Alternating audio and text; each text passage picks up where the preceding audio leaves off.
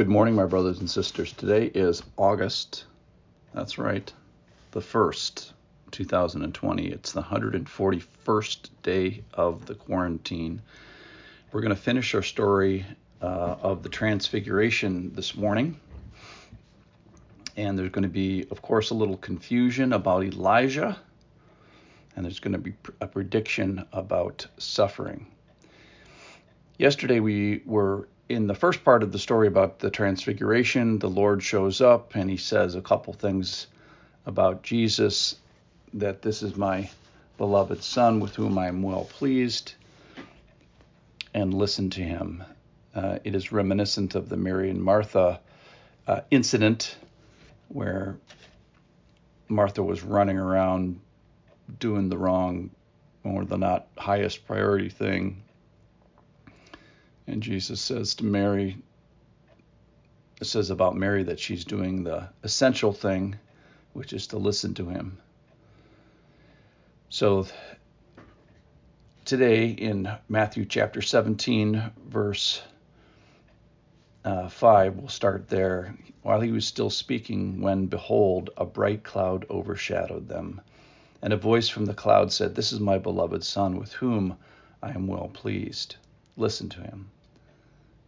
Verse 6, when the disciples heard this, they fell on their faces and were terrified. But Jesus came and touched them, which is nice, saying, "Rise and have no fear." And when they lifted up their eyes, they saw no one but Jesus only. And as they were coming down the mountain, Jesus commanded them, "Tell no one the vision until the Son of Man is raised from the dead." And the disciples asked him, why do the scribes say that first Elijah must come? He answered, "Elijah does come, and he will restore all things. But I tell you that Elijah has already come." And they did not recognize him, but did to him whatever they pleased. So also then this prediction of suffering. The Son of Man will certainly suffer at their hands. Then the disciples understood that he was speaking to them about John the Baptist. So there's been some confusion here about John the Baptist and Elijah, and we should talk about that just for a moment. In Malachi chapter 4, there's a prediction about Elijah coming back. So that's what this is all based on. In Malachi chapter 4, this is the very close of the Old Testament, the last 3 verses of the Old Testament. It says, "Remember the law of my servant Moses, the statutes and rules that I commanded him at Horeb, Mount Sinai, for all Israel. Behold, I will send you Elijah the prophet before the great and awesome day of the Lord comes. He will turn the hearts of fathers to their children and the hearts of children to their fathers, lest I come and strike the land with a decree of utter destruction." Period. End of Old Testament. So a little bit of a hint that Elijah, or certainly the power and the spirit of Elijah, comes back. So before John the Baptist was born, he was also, a heads up was given with him that he was going to be Elisha-like.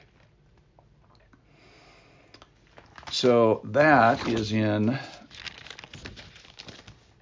Luke chapter 1, before John the Baptist was born. The Lord is talking to his father, Zechariah.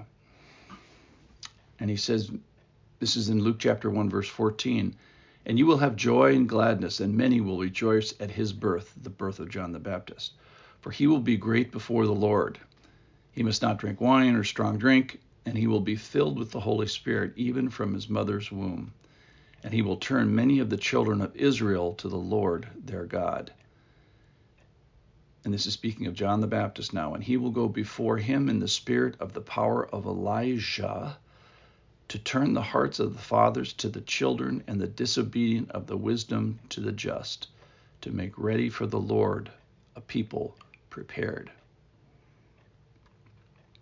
So we find that all along, John the Baptist was going to be this Elijah-like person, coming in a time of drought, coming in a time of challenge to the religious complacency,